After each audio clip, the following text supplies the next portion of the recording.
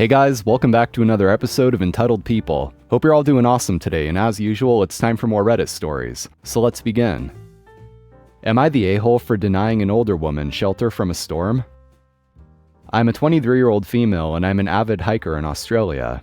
Last week I encountered a middle-aged woman around 50 years old as I was coming off a trail. She was walking in my direction as I came out of the bush.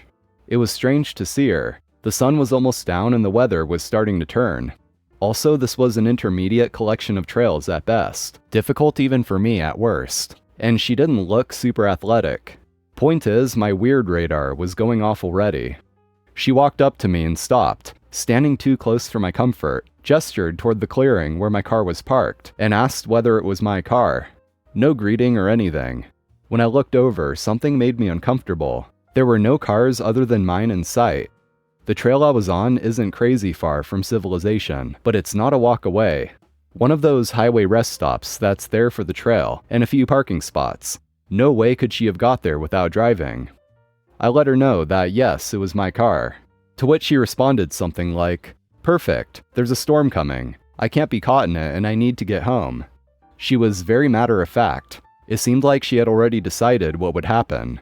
Without waiting for my response, she started striding for my car. I am glad I always lock my doors, because she would have hopped right in the passenger seat had the door opened. As she was walking over to it, I went after her trying to explain that I wasn't sure it was a good idea for her to hitch a ride, asking why she was out here in the first place. I was talking to a brick wall until she realized the car was locked, at which point she turned around with this look of anger and frustration on her face. She starts ranting, the same stuff as before. "I need to get home. A storm is coming. I cannot be caught in it. Why don't you get it?" I was very confused at this point, and a little scared, as this woman was now a barrier between me and my vehicle. I told her something like, "I'm sorry, but I don't feel comfortable with having a stranger in my car." She stared me down for a few seconds, I guess trying to gauge her chances at asking again.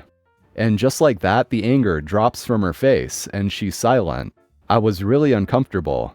I asked if I could call someone, if there was another way to help. She starts walking towards me, scary, but then right past me. I'm still asking her questions, then just saying things like hello and excuse me. No response. She walked to the other end of the rest stop and maintained eye contact with me as she sat down on a log, then just stared at nothing. I didn't follow her. I got into my car really shaken up and drove away. As soon as I was back in cell range, I called fire and rescue. They said they would send someone out. I was scared for my safety in the moment, but she was just some woman alone in the middle of nowhere. Am I the a-hole for refusing this strange woman a ride and shelter in my car? OP is definitely not an a-hole for doing that. She was just listening to her gut, and this whole situation certainly was a bit sketchy. This woman refused to give any details regarding her situation. If she was actually in a bind and needed OP's help, she probably would have been more willing to actually give details about what's going on. Why the hell she's out there alone with no car and how she got there in the first place. But the fact that she wouldn't say anything about what's going on, and was acting pretty pushy and just kind of assumed that OP would allow her in the car, that is just very creepy. OP even offered to call someone and this woman didn't even jump on it, so that's a good indication she wasn't really in any real trouble. So OP definitely made the right call there. Exterminator deliberately threw poison all around my apartment to get me back for reporting him after I caught him not doing his job. I live in a New York City apartment. The management company sends an exterminator to treat everyone's apartment every Friday. If no one is home, the exterminator leaves a sticker. My wife works from home. For months while she was home, we would find exterminator stickers pinned to the door. One Friday I was off work when I heard what sounded like a gust of wind push the front door. I opened the door and saw the exterminator halfway inside the elevator. I told him I wanted my apartment treated, to which he responded by rolling his eyes and letting out a deep sigh, then reluctantly returning to my apartment to treat it. I asked him some basic questions like if the poison was safe for my cat, to which he gave condescending, sarcastic responses. After that, we didn't see the exterminator again for months, yet kept finding his sticker pinned to our door. Eventually, we started seeing roaches in my apartment. I told my wife to sit in absolute silence and listen to any noise from the front door. One day she heard something, ran to the door, opened it, and saw the elevator door closing on the exterminator. After she told me what happened, I called management and complained, telling them that the exterminator was just leaving a sticker on the door and not actually knocking or ringing the doorbell. A half an hour later, the exterminator came back and yelled at my wife for getting him in trouble. I wasn't home. He treated the apartment and left. The next 2 times, he knocked and treated the apartment without any incident. Then this past Friday, he rang the doorbell. My wife let him in, after which he proceeded to spray roach poison gel all over my apartment. It was all over the walls, the floor, in my cookware, in my cat's food and water. My wife took pictures of what happened and I contacted management. They had the exterminator supervisor call me to apologize for what happened. He assured me that I would never see that exterminator again. My question, do I have any legal recourse here? Clearly, this man was trying to poison me, my wife, and my cat. His supervisor tried to say he just did a shoddy job, but this was way more serious than that. Had me, my wife, or the cat ingested that poison, we could have gotten seriously ill or worse. I spent all of Friday night cleaning roach gel from the walls, floor, and various cookware. And someone left a helpful comment saying, the New York State Department of Environmental Compliance may be able to help by filing a complaint against the pesticide applicator. So hopefully they contacted that department and let them know what happened, and also the police, of course, because this exterminator was obviously just retaliating against you for letting his boss know that he was trying to skip out on doing his job. Pretty disturbing to say the least that someone would do this though. Squatters calling the cops on me for illegal eviction, Florida. So I recently bought a house that needs some work doing, and I've decided to do it myself. Squatters broke into the home next door, which was also derelict. The squatters have never entered the inside of my property, as I installed steel shutters on the windows and doors after they began squatting there. The home they're squatting in has no electricity supply. It may not even have water. It's derelict and I know nothing about the property. It isn't mine. They began hooking up with some very dangerous work, my electricity to the home they're squatting in from my meter, which is supposedly illegal, but neither TECO or the cops seem to take this seriously. Since I have a portable generator, I had TECO come out and unhook the supply to my property, so I don't have to risk them burning my house down, because I would like to live in it at some point. A couple of days later I see they've tried to hook up power again, but couldn't because there's no longer supply from TECO. I set up the portable generator for lights and power tool use and start working. All of a sudden there's a knock at the door, and some police officer says I'm illegally evicting the squatters. I explain they're not squatting here, and I have no idea who owns the property they're at. So he goes back to talk to them. Then he goes around the side of the house where the meter is.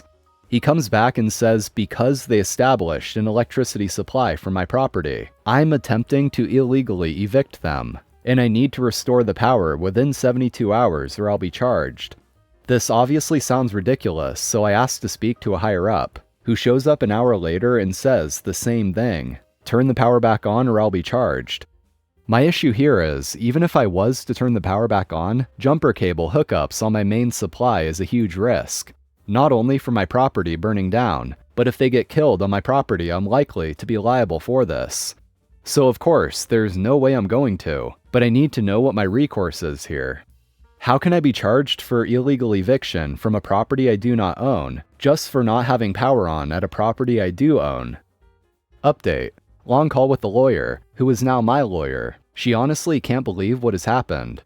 She is contacting the state attorney and the police, and believes the issue should be dropped. She is also going to see about getting the cops to do something about the illegal hookups to the supply, since me having it disconnected and using a generator was only a temporary solution while I fix up the place.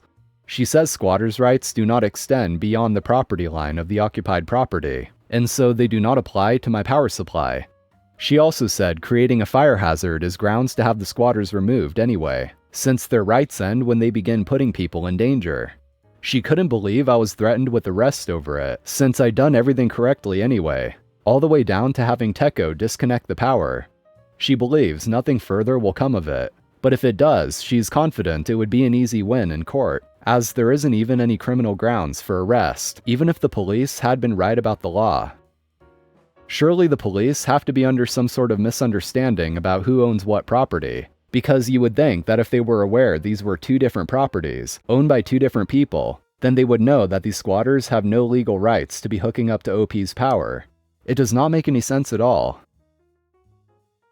I got revenge on my bully. In school, I was relentlessly bullied. 2 girls in particular had it out for me. I was shy, loved to read, didn't do the popular stuff, so I was the perfect victim. They'd literally torture me by holding me down in the staircase when we were alone, and sticking pinboard pins into my arms, legs, and feet. When I tried to tell the teachers, they said I fell onto them as they were lying on the floor, or I did it myself. It didn't help that one of them was the daughter of one of the teachers at the school. Well, I finally got my revenge. I went out to try a new ice cream shop, and lo and behold, one of the girls was serving the ice cream. I have multiple allergies, including milk and gluten, of which the ice cream shop claimed to be cautious. So I ordered gluten and dairy-free ice cream, and set my phone camera up to film the area where the ice cream was prepared, because I saw the girl had recognized me, and was certain she'd try something. And she did. I caught her on camera putting a spoonful of milk in the bottom of the bowl, and crumbling the gluten-consisting wafers over everything, then camouflaging it with the last scoop of ice cream. She put it down in front of me and said, "I hope you enjoy it." I sweetly smiled at her and asked if she could get the owner of the shop, because I wanted to thank her for being so welcoming to guests with allergies. You can guess what happened next. I showed the owner the video and told her that I'd like to press charges, because in my country it is considered a criminal offense called inflicting bodily harm to serve someone an allergen when you know the person is allergic. The bully will never work anywhere where she'll come in contact with food again, and she'll have this on her criminal record for years. Alright, that's going to be it for today, friends. Thank you for watching. Make sure to drop a like if you enjoyed, and hit that subscribe button for more. So take care, I'll see you next time.